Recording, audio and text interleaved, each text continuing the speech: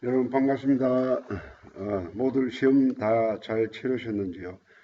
한 학기 동안 비록 오프라인이 아닌 온라인 상이지만 여러분과 함께 한 학기 했다는 거 참으로 섭리 가운데 하나님 함께 하신 거 정말 감사드립니다.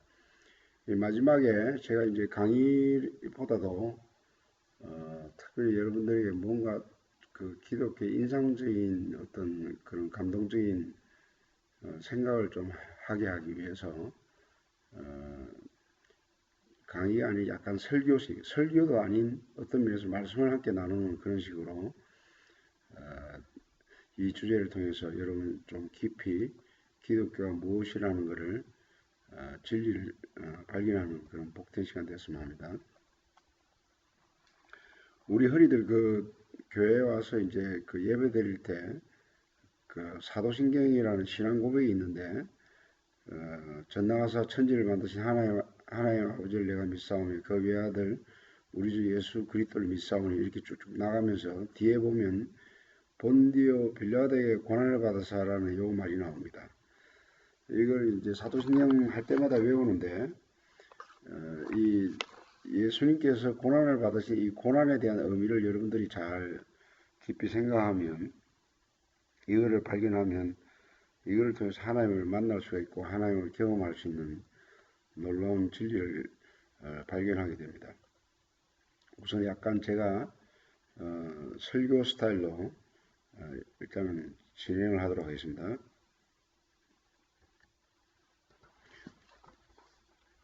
이하여대 4학년 재학 중인 이지선 양은 2000년 7월 30일에 오빠와 함께 차를 타고 집을 가던 길에 만취 운전자의 6중 추돌 사건을 당하여 전신 3도 화상을 입었습니다. 응급실에 실려갔을 때 의사들은 살 가망이 없어 보인다고 했습니다. 죽음의 문턱을 넘나들며 11차례의 수술을 하고 났을 때 이지선 양이 거울을 처음 본 순간 예쁜 얼굴은 온데간데였고 어느 외계에서 온 이상한 괴물이 보였다고 했습니다. 너무나 큰 실망과 좌절감에 오직 죽고 싶은 생각뿐이었습니다. 그런데 어느 날 어머니에게 이런 질문을 던집니다. 엄마가 만약 나의 아픔을 대신할 수 있다면 대신 아파줄 수 있겠어? 어머니로부터 그렇게라도 할 수 있다면 1000번이라도 너 대신 내가 아팠으면 좋겠다라는 말을 듣습니다. 그 말을 듣는 순간 이지선 그녀의 내면으로부터 뜨거운 눈물이 솟아올랐습니다. 정말 어머니가 내가 아파하는 이상으로 아파하고 나를 사랑하고 있구나. 그래, 어머니를 생각해서라도 살아야지 하고 결심을 하면서 그때부터 살아야 할 이유를 발견합니다. 이지선 자매는 오늘날 이 순간까지 수많은 고통과 아픔을 이겨낼 수 있는 힘은 사랑이라고 했습니다.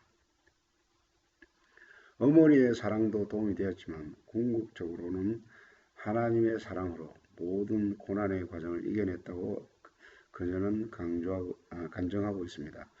여기서 우리는 예수님의 고난을 한번 생각해 봅니다. 예수님은 채찍과 조롱과 야유와 가시멜류관 등 십자가를 지시기까지 온갖 종류의 극한 고통을 어떻게 참을 수가 있을까 하여 성경은 분명히 우리가 받아야 될 저주와 심판을 예수님이 대신 받은 것이라고 말합니다. 근데 예수님이 내 대신 저주와 심판을 십자가에 당했다는 그 내용을 인정하는 사람만이 사실은 진정한 그리스도인이죠. 그래서 오늘 중요한 것은 이 설교를 통해서 여러분들이 예수님이 십자가에 고통당하신 그 고통이 나와 무슨 관련이 있나 이것을 좀 깊이 있게 생각하시길 바랍니다. 우리를 죄에서 구원하기 위해 고난을 당하신 게 성경이 그렇게 줄기차게 증거하고 있습니다. 우리를 향한 예수님의 사랑이 그토록 참기 힘든 고통을 참아내신 것인데 다음 이제 그 내용을 들어보면 여러분들이 알게 될 것입니다.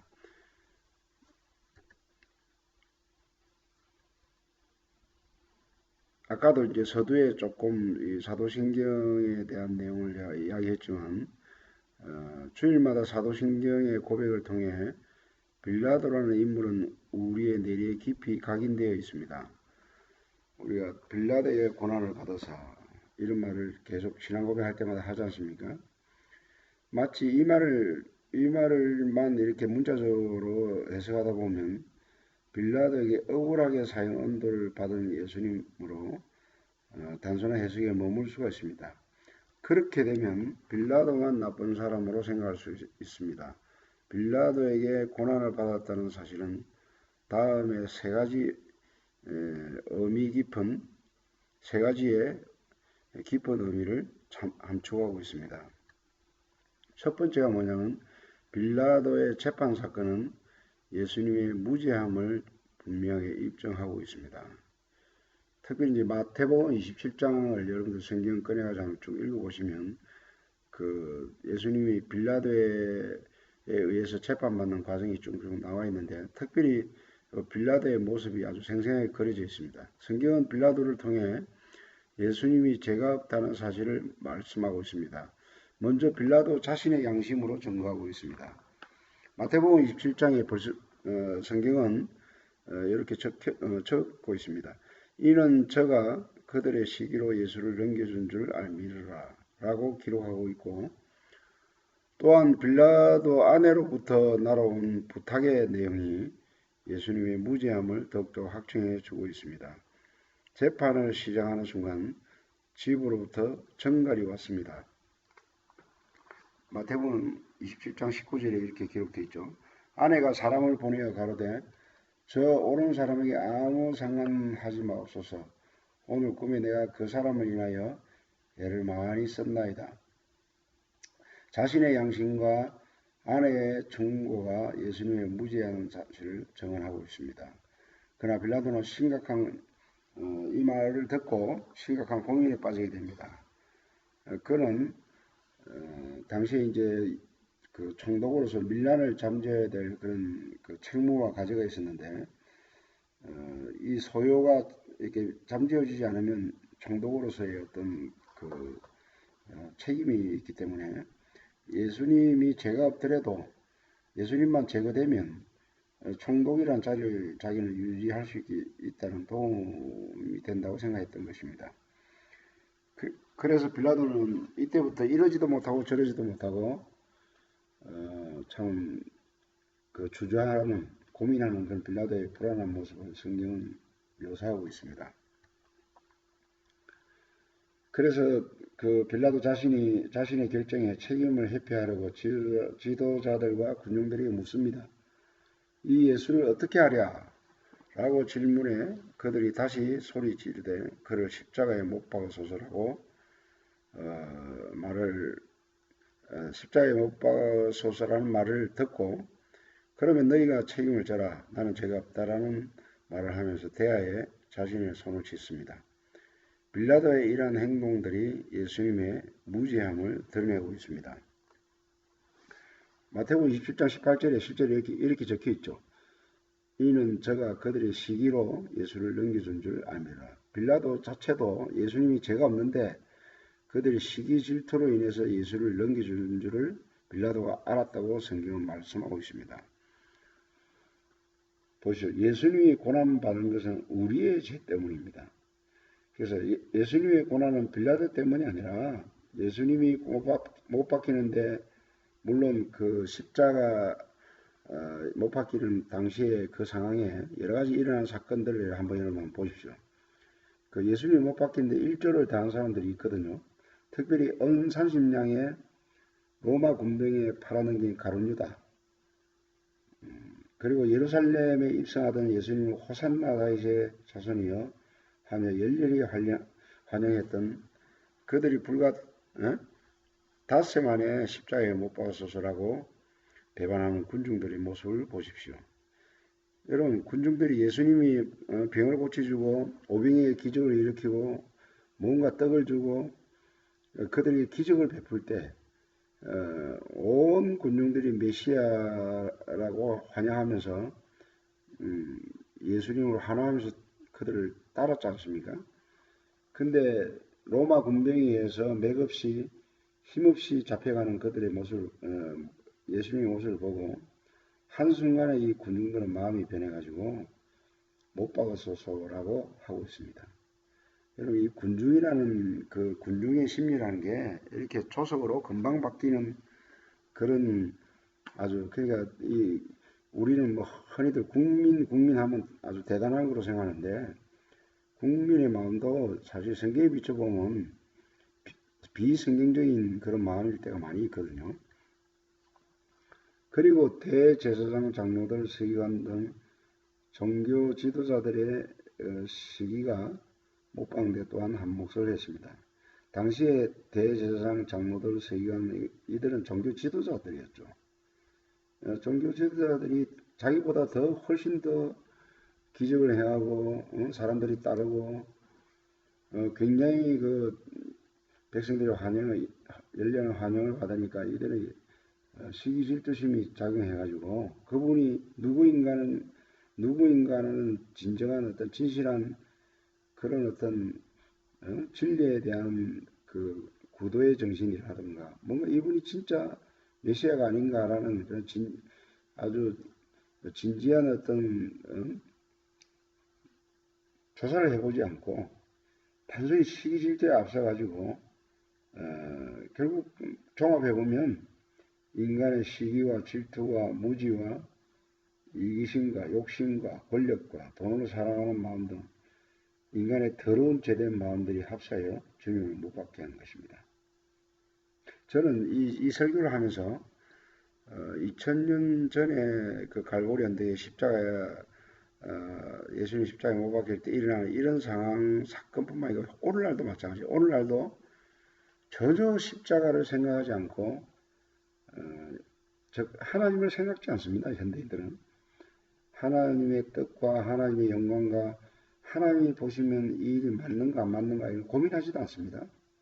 어떤 면에서 그 십자가에서 일어났던 인간의 그 더러운 이기심과 욕심과 권력욕과 돈을 사랑하는 마음과 이 인간의 무지와 이런 것들이 여전히 지금 일어나고 있는 것이죠.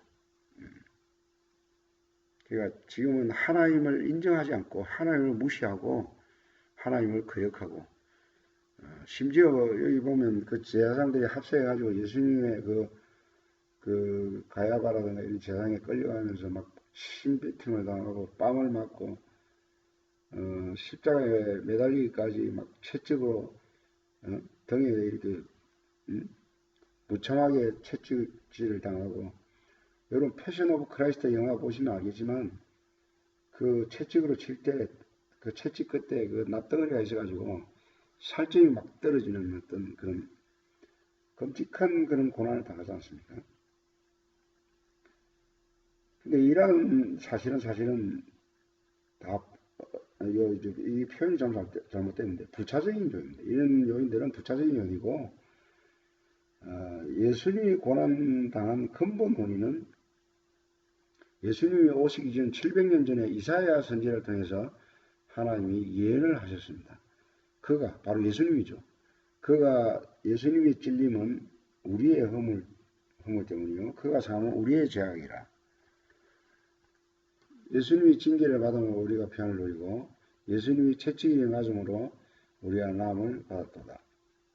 우리는 다 양 같아서 그릇 행하여 각기 제 길로 가거늘 여호와께서는 우리의 모두의 죄악을 예수님에게 담당시켰도다. 이 바로 예언된 사건이 바로 십자가를 지시기까지 당하는 모든 예수님의 고난을 말하는 거죠. 그래서 이 사실을 통해서 우리가 잊지 말아야 될 중요한 교훈이 있습니다. 예수님이 십자가에 죽으신 모든 고난의 진짜 원인은 빌라도도 아니요, 군중도, 종교지도도 아니요, 바로 나의 죄 때문이라는 사실입니다. 여러분, 누가 그리스도입니까? 누가 그리스도입니까?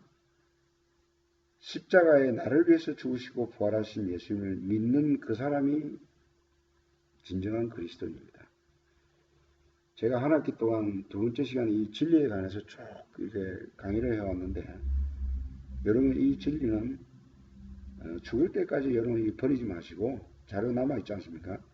또 보시고 또 보시고 해서 십자가에 나의 죄를 위해서 십자가에 피 흘리시고 부활하신 그 사실을 인정하시고 회개하시고 십자가 앞에서 무릎을 꿇고 눈물을 흘리면서 주님을 영접하시길 바랍니다.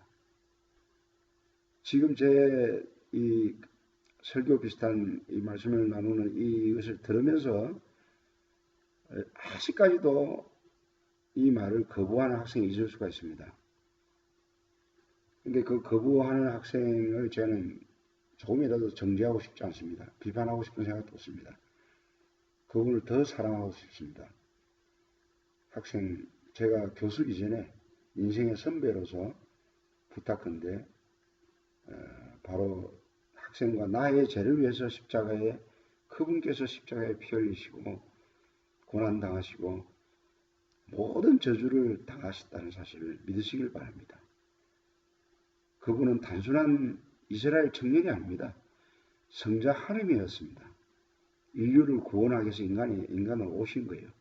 근데 그 구원하는 방법이 바로 십자가를 지는 것이었습니다. 십자가를 지는 맨 마지막 한 말이 무슨 말입니까? 내가 다 이뤘다는 말을 했지 않습니까? 마지막에 우리가 요거를 기억해야 된다. 우리는 그리스도의 고난의 발자취를 따라가야 합니다. 우리가 예수를 믿고 난 다음에 예수를 믿는 삶의 특성이 뭐냐면, 그 베드로 2장 21절에 이렇게 적어놨습니다. 이를 위하여 너희가 부르심을 받았으니 그리스도도 너희를 위하여 고난을 받아서 너희에게 본을 끼쳐 그 자체를 따라오게 하려 하셨느니라. 여러분, 예수 믿고 난 다음에 우리의 신앙생활이 아주 단순합니다. 예수님이 원하시는 그 길을 함께 따라가는 것입니다. 물론 우리 속에는 예수를 믿을 때 하나님의 거룩한 성령이 함께 하시고 끝까지 진리 가운데 행할 수 있도록 도와주시죠. 근데 예수님의 그 자취를 따라가려고 하면 정말 이 세상에서는 여러분들이 어쩔 수 없이 예수님이 걸어가는 이 고난의 길을 다시 걷는 그런 길을 걸어야 합니다. 물론 뭐 예수 믿는다 해가지고 맨날 고난만 있고 관람만 있고 뭐 즐거운 거 안식은 없고 이런 건 아닙니다. 예수 믿어도 여러 가지 기쁨도 있고 감사할 일도 많고 하나님도 승리케 하시고 좋은 일도 하게 하시는데, 그러나 전반적으로 그 예수를 믿는 성격이 뭐냐면 자기 십자가를 지고 나를 쫓을 것이라고 그랬거든요. 그러니까 우리는 때로는 남에게 조롱도 당하고 무시도 당하고 예수 믿는 것 때문에 굉장히 무시당하는 일도 많이 생길 수가 있거든요. 뭔가 이렇게 저쪽에서 이렇게 나에게 어떤 거짓말을 하고 어떤 나에게 손해를 입히고 나에게 상처를 주고 억울한 일을 당하게 하고, 그런 일을 당할 때 우리가 사실 같이 화가 나지 않습니까? 뭔가 같이 싸우고 싶고. 근데 그거를 예수님은 십자가 질 때 저들이 알지 못하고 저들을 용서해달라고 그랬거든요. 끝까지 참았거든요. 예수님이 마지막 때 보십시오. 그 십자가에 달리는 우편강도는 그래도 죽기 직전에 깨달았죠. 주여 하나님 나라 임할 때 나를 생각해달라 할 때, 그걸 마지막 때 그 예수님의 고난을 십자가에 당하시는 그 고난의 의미를 우편강도는 아는 거죠. 그 좌편강도는 끝까지 조롱하면서 네가 메시아냐 하고 조롱하면서 끝까지 안 믿었죠. 근데 예수님은 우편강도에 너는 오늘 나와 함께 낙원에 있으라는 말을 하지 않습니까? 얼마나 그 영적으로 아주 의미 있고 정말 비밀에 속한 그런 영적 비밀을 가르쳐 준 것이에요. 십자가에 죽는데 어떻게 낙원이 있습니까? 이 죽음이라는 것은 예수 믿을 때 영혼과 육체가 분리되는 게 바로 죽음입니다. 근데 육체는 십자가에 매달렸지만 그 영혼은 하나님께로 간다는 것이죠. 이게 이 죽음에 대한 비밀이죠. 예수를 믿는 사람들은 죽음을 더 이상 두려워할 필요가 없는 거예요. 왜냐하면 로마서 8장 1절에 그러므로 예수 그리스도 안에 있는 자는 결코 정죄함이 없나니 생명의 성령의 법이 죄와 사망의 법에서를 해방했다고 성경은 말하고 있거든요. 그러니까 예수 믿는 순간에 우리는 죄와 사망의 법에서 우리는 해방이 된 겁니다. 물론 이제 마지막 때 이 땅에서 죽는 순간이 있죠. 그것은 죽는 게 아니라 천국에 들어가는 어떤 천국에 들어가는 어떤 절차에 지나지 않습니다. 그래서 바울은 하는 말이 내게 사는 것이 그리스도니 죽는 것도 유익하다고 했거든요. 이 육체의 장막을 벗으면 사람이 짓지 않는 하나님께서 지으신 영원한 집이 나를 기다린다고 바울은 고백하고 있고, 바울은 죽을 때까지 오직 십자가만 자랑했고 자기를 부인하고 오직 주님과 동행하는 그런 위대한 믿음의 삶을 살았을 것이죠. 여러분, 이 땅의 삶이 길지 않습니다. 그리고 하나님의 뜻을 버리고 욕심을 부리면서 사는 인생은 나중에 가면 성경은 말합니다. 육체를 위하여 심는 자는 육체로부터 썩은 것을 거둔다고 합니다. 우리가 참 예수 믿는 게 어리석어 보이고 무지하게 보일지 모르지만 이렇게 사는 것이 가장 위대한 인생이요, 후회 없는 인생이요, 하나님께서 인정하시고 축복으로 인도하시는 귀한 인생인 것을 기억하시고, 안 믿는 학생은 꼭 이 말씀을 통해서 십자가를 깊이 생각하시고 믿으시고, 믿는 사람은 더 자기 십자가를 지고 주님을 쫓는 그런 귀한 역사가 있기를 바랍니다. 한 학기 동안 너무나 부족한 이 교수의 강의를 들어주신 것에 대해서 진심으로 감사드립니다. 언제라도 진리에 대해서 질문이나 의문사항이 있으면 저한테 개인적으로 전화를 주십시오. 여러분 그동안 한 학기 정말 수고하셨습니다. 감사합니다.